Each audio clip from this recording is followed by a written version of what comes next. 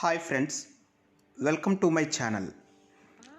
In the previous class, we have discussed about the terminology used in the bond market.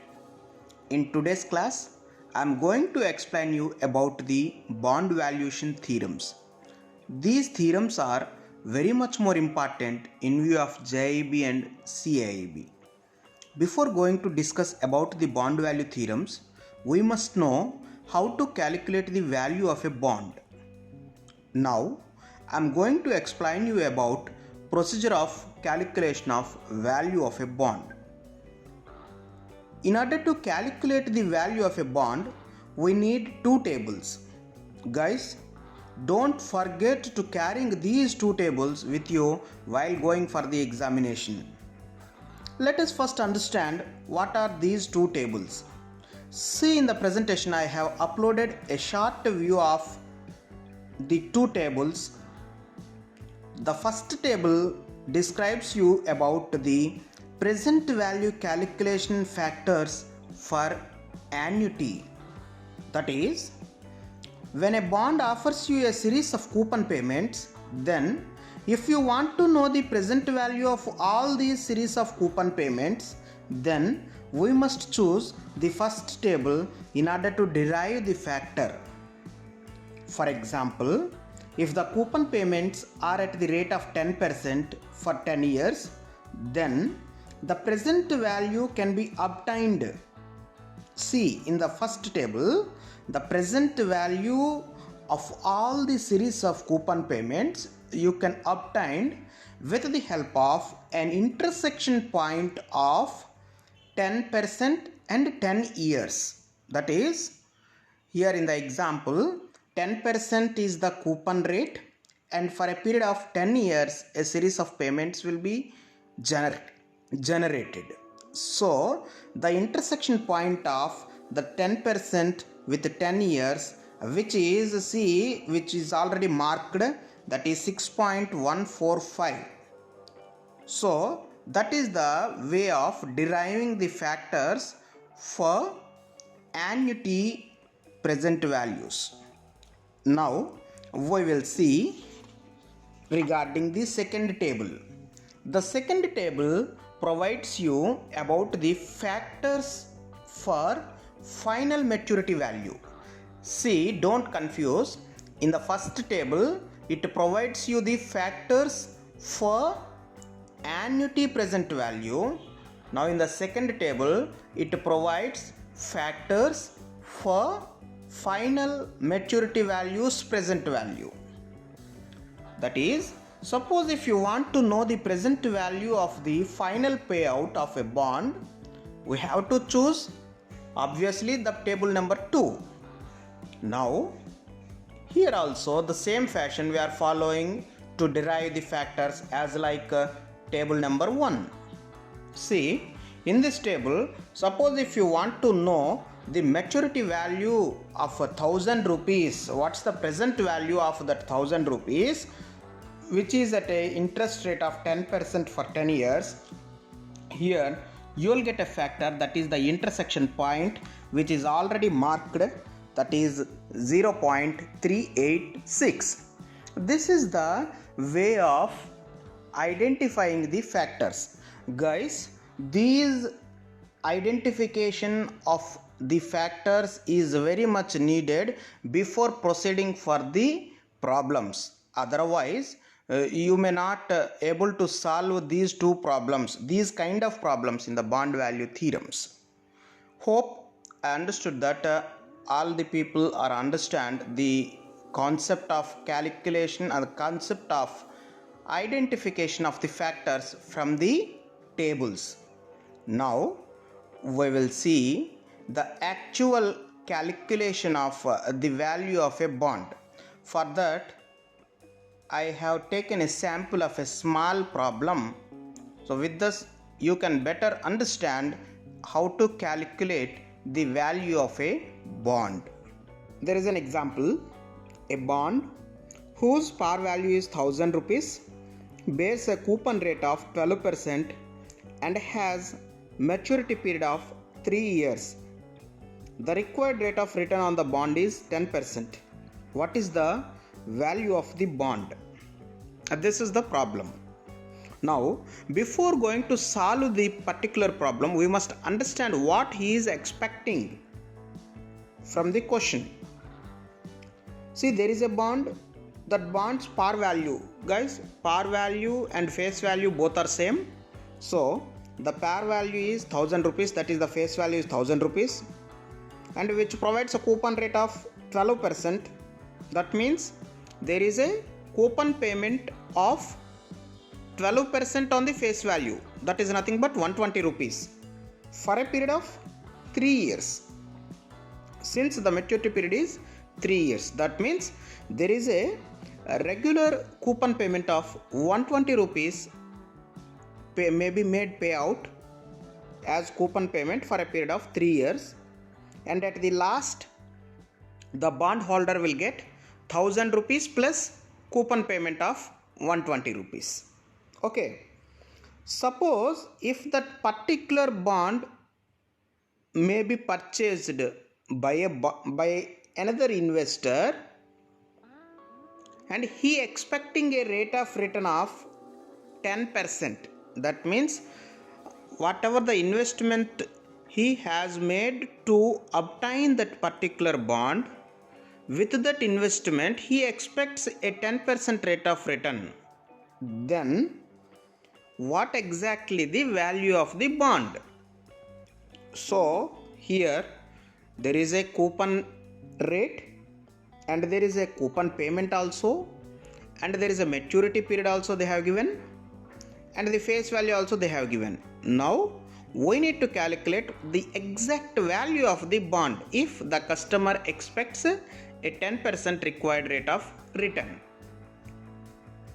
So in order to calculate the value of a bond, the value of a bond is nothing but the present value of the bond.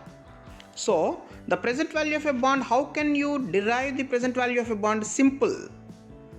The present value of future final annuity payouts plus the present value of final maturity face value.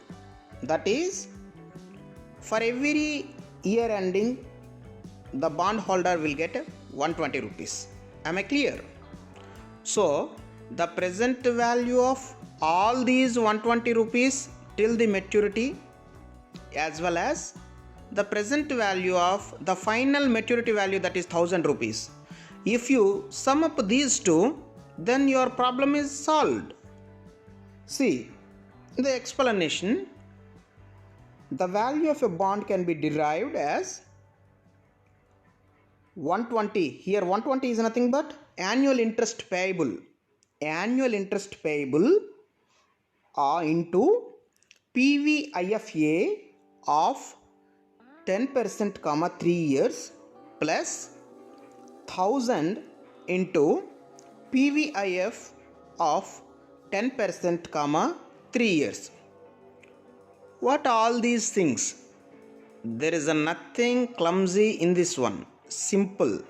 I have already told you that the required value of a bond you may get with the help of the summation of present value of annuities plus the present value of final maturity value. Okay, so that is the thing there you can observe in the solution. PVIFA of 10%, 3 years, which is nothing but PVIFA. A is nothing but here the annuity. So you need to go for table number 1 to identify the factor for 10% and 3 years. See, if you see the table number 1, the intersection point for 10% for 3 years is 2.487. So you need to multiply this with what? That is 120. Why? Because we need to calculate the present, we need to first calculate the present value for annuities, series of annuities. So here the series of annuity is 120 rupees. So 120 into 2.487. Keep it aside. Now we need to calculate the present value of a final maturity amount. What's the final maturity amount? The final maturity amount here is 1000 rupees. So we need to calculate the PVIF of 10% comma 3. So you can differentiate easily. The first one is PVIFA and the second one PVIF. So whenever you have seen in the textbook as PVIFA, means it is for annuity, and if you see the PVIF, it is for final maturity value. So if you want to calculate PVIF of 10% comma 3 years, now guys, you may better understand. We must go for table number 2. In the table number 2, we need to identify the intersection point of 10% comma 3. The 10% comma 3 intersection point is 0.751. We must multiply this with what? We must multiply this with 1000. Why? Because we need to calculate the present value of a final annuity. The final annuity, the final payment is 1000 rupees. So 1000 into 0.751. Keep it aside. Now we need to sum up the first value as well as with the second value, that is 298.44 plus 751, which gives you 1049.44. So the value of a bond is 1049.44. That is the exact value of a bond if the customer's required rate of return is 10%. Okay, if you understand the way of solving these kind of problems, then only you can easily understand the bond value theorems. Otherwise it is highly impossible to understand the bond value theorems. Hope you better understand the calculation of a bond. See, simple 2 steps. One is, first identify the present value of a future annuity payments, and the second step is identifying the present value of a final maturity payment. Sum up these two, then you will get the value of the bond. Okay, now hope you understand the calculation of value of a bond. Now we will see the actual class, that is bond value theorems. Okay, bond value theorems. Theorem number 1. When the required rate of return is equal to the coupon rate, the value of the bond is equal to its par value. That is nothing but, if there is an investor, he invested some amount to get a particular bond. Obviously the bond is having a coupon rate as well as the face value and also a maturity period. Suppose if he expects a rate of return which is equal to the coupon rate, that is, if the required rate of return is equal to the coupon rate which is inscribed on the bond, then the value of the bond is equal to the face value of the bond. That is the theorem 1. You can better understand by putting these figures in the previous sample example. Let us look once again about the previous sample example. In this, the coupon rate is 12% and the maturity period is 3 years and the required rate of return on the bond is 10%. Here the required rate of return on the bond is less than the coupon rate. What the theorem 1 specifies, if the required rate of return on the bond is same as the coupon rate, then the value of the bond is nothing but its face value. That is, if the required rate of return on the previous example, if it is 12%, then the value of a bond you will get is of 1000 rupees. You may take pen and paper and put, instead of 10%, you may put 12%, and you calculate with the help of the present value tables, then you will get the answer 1000 rupees. That is the theorem number 1. Now we'll move to theorem number 2. When the required rate of return is greater than the coupon rate, the value of the bond is less than its face value. What it specifies?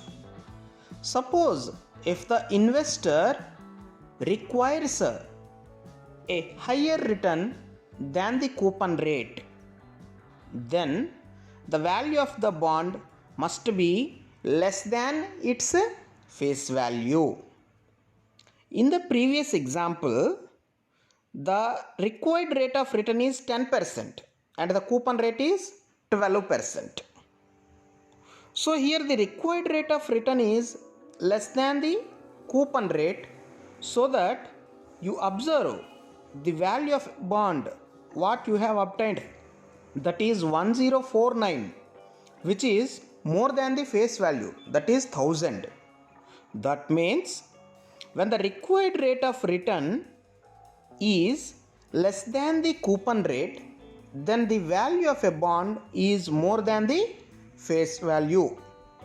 And the vice versa, if you put, instead of 10%, if you put the required rate of return is 13%, and you may calculate, definitely the value of a bond must be less than the face value.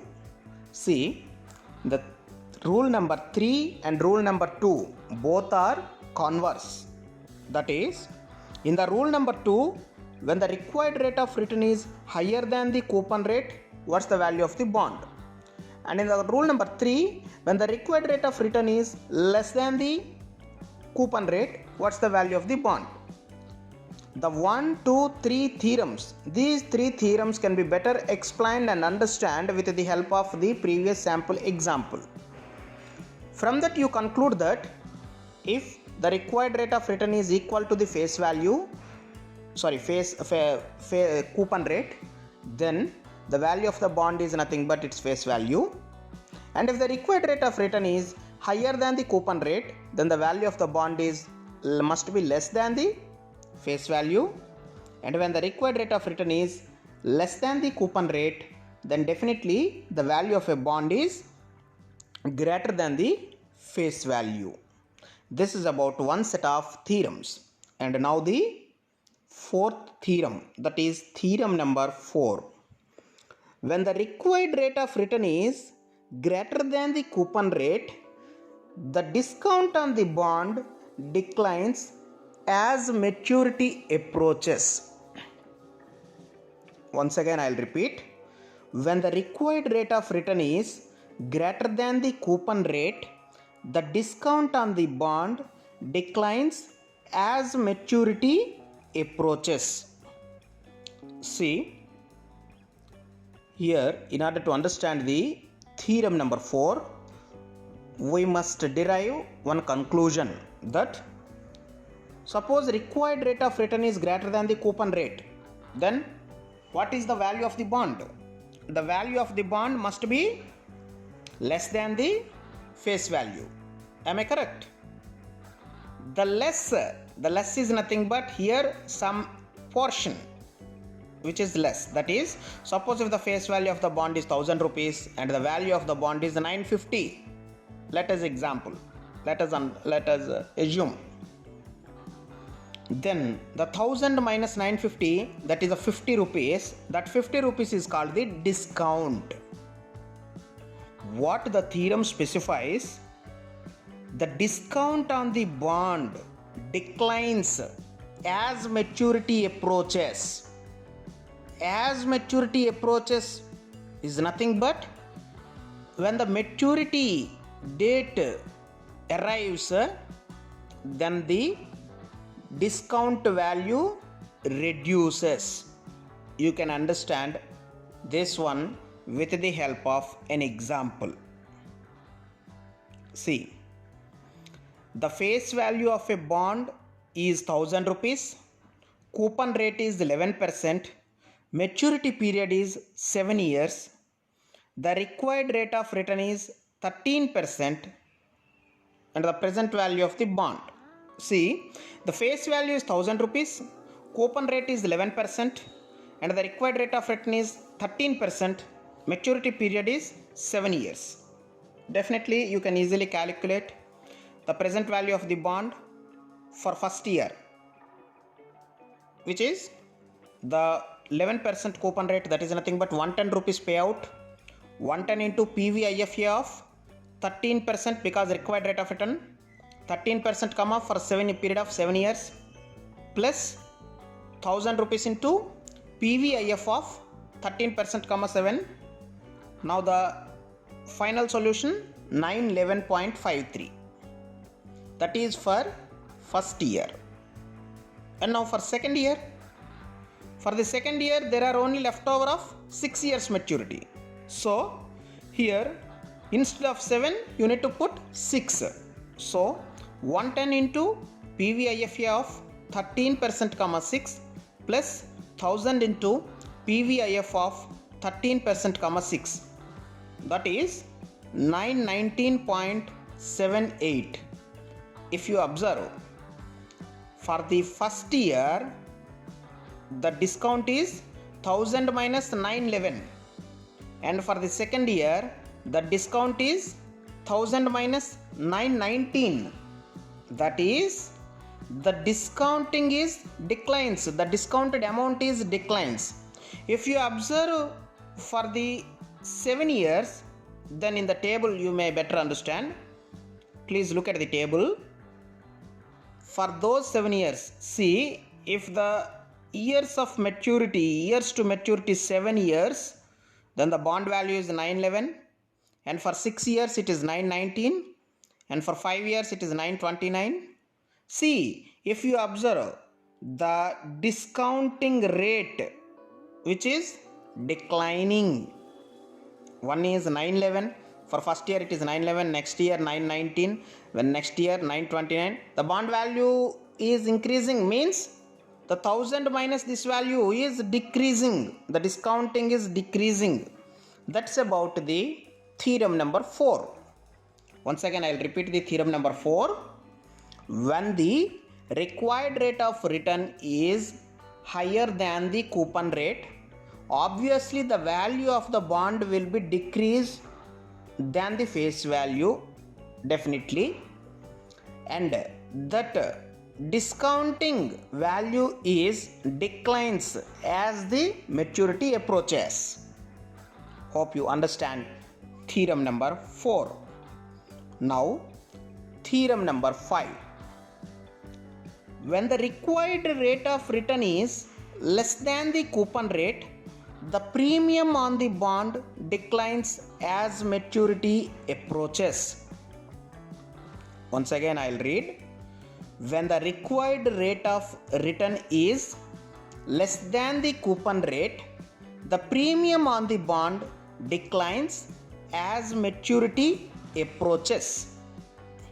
See, in the theorem number 4, required rate of return is greater than the coupon rate. But in the theorem number 5, if the required rate of return is less than the coupon rate, definitely you know very well from the theorem number 1, 2 and 3 that if the required rate of return is less than the coupon rate, means definitely the value of the bond is greater than its face value. Suppose if the required rate of return is less than the coupon rate, you can understand with the help of our previous sample example. The required rate of return is 10% and the coupon rate is 12%. That means the value of the bond must be greater than the face value. The same you can already derive, that is 1049, even though the face value is 1000. That means 1000 minus 1049, which gives you 49 rupees as premium. Here it is not discount, it is a premium. So the value of the bond here is more than the face value, that is premium.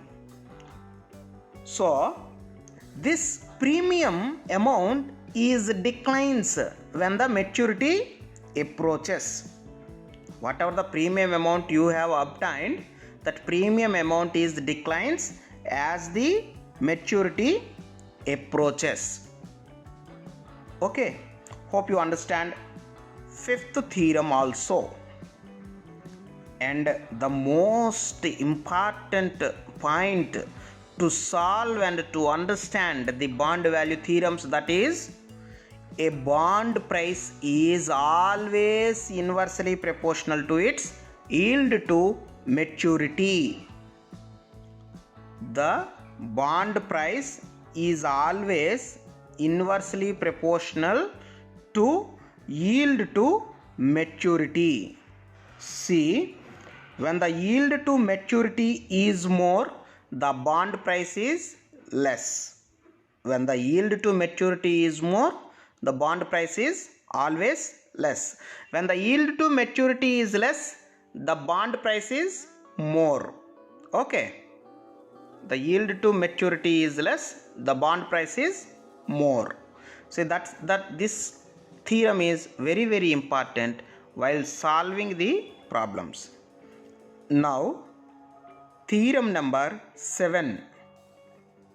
For a given difference between YTM and coupon rate of the bonds, the longer the term to maturity, the greater will be the change in price with a change in YTM. Looks different and hard, but it is easily understand with the help of an example. Once again I will repeat.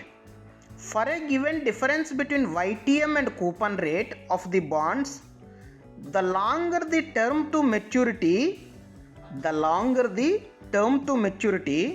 greater will be the change in price. The greater will be the change in price with a change in YTM. See, there are two bonds X and Y which are having a face value of 1000 rupees, same face value, and a coupon rate also same, 10% each, and the maturity is of 3 years and 6 years. The face value of a bond is 1000 and the coupon rate is also same, but the maturity is different. Then the market value of a bond for X and the market value of a bond for Y we need to calculate. Then you can understand. The market value of a bond X at YTM of 11%. Suppose if the required rate of return is 11%, then what's the value of the bond? The value of the bond is 100 into PVIFA of 11%, 3 plus 1000 into PVIF of 11%, 3, which is 975. Now, for the second one, the market value of the bond Y. If the YTM is 11%, say 100 into PVIFA of 11%, 6 plus 1000 into PVIF of 11%, 6. Why here this is 6? Because the second bond's maturity period is 6 years. The first bond's maturity period is 3 years. For the second bond maturity period of 6 years, the market value is 958. See, the change in price of X. What is the change in price of X? How to calculate the change in price of a bond? That is nothing but face value of a bond minus the value of a bond, actual value of a bond divided by face value of a bond. That is 1000 minus 975. Since the market value of bond X is 975, 1000 minus 975 divided by 1000, which is 2.5%.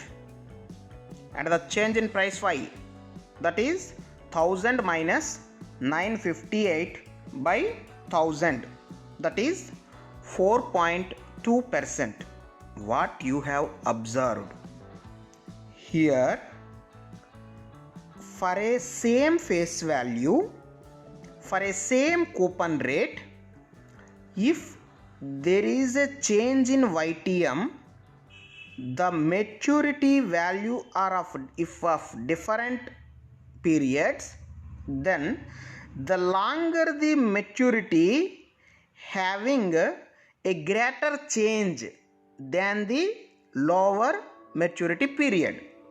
Since the change in price of X is of 2.5% only, change in price of the bond value is 2.5% only, whereas for a change in YTM, the price of a bond Y is of 4.2%. See, the change in price compared to X, the Y is more. That is the rule number 7. For a given coupon rate and for a given face value, if the maturity values are different, then if there is a change in YTM, then the longer the maturity period will get more affected than the lower one.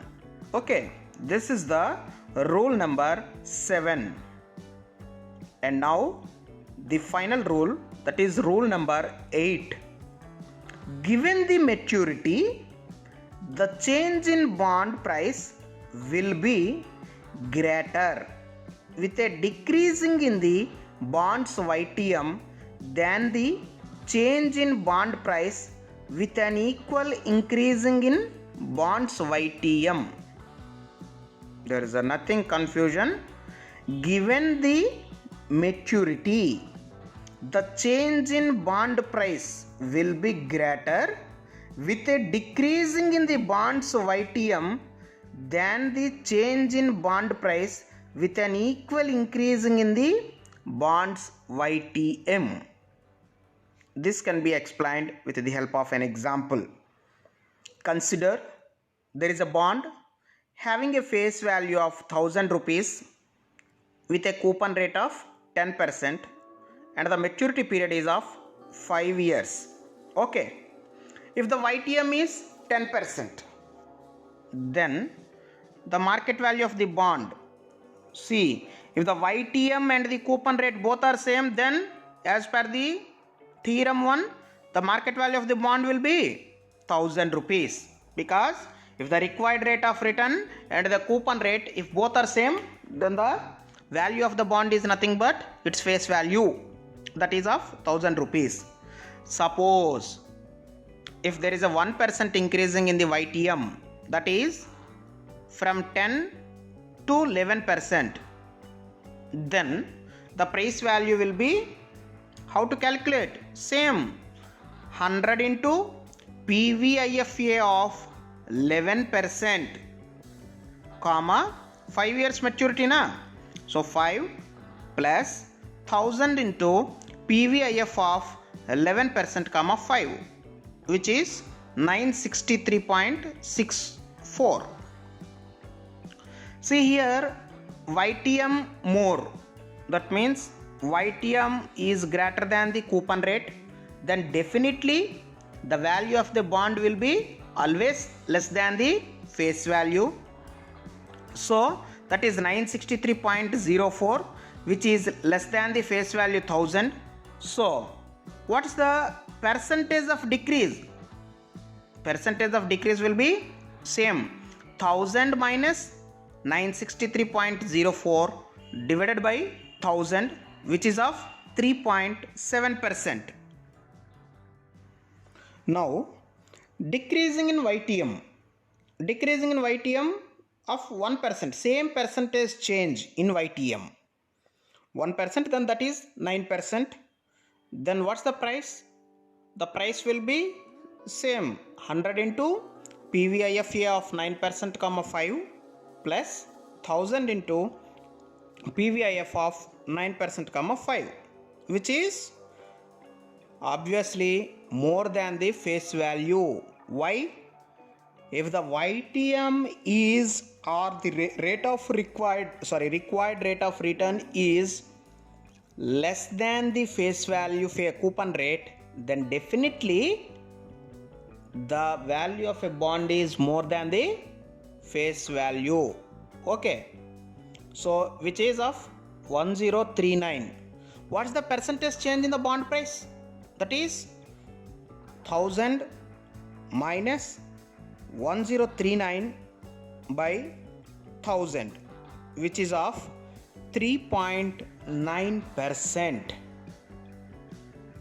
See, with this you can conclude that if there is a 1% change in the price of change in the YTM, the price change is 3.7% for the increment in YTM, and the price change is 3.9% for the same percentage decrement in YTM. That means increase in bonds yield causes a price decrease that is smaller than, that is 3.7 is smaller than the price increase caused by an equal size increase in yield. That means YTM's percentage change for increase, the price change is always less than the same percentage change in decrement of YTM. The price percentage change will be more. Okay, 3.7 is less than 3.9. Guys, hope I may explain in a nice way. Hope you can understand. If you want any kind of doubts, please reply in a comment section. Definitely I will respond to your comments.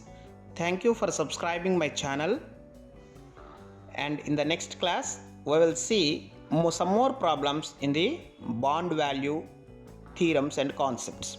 Thank you.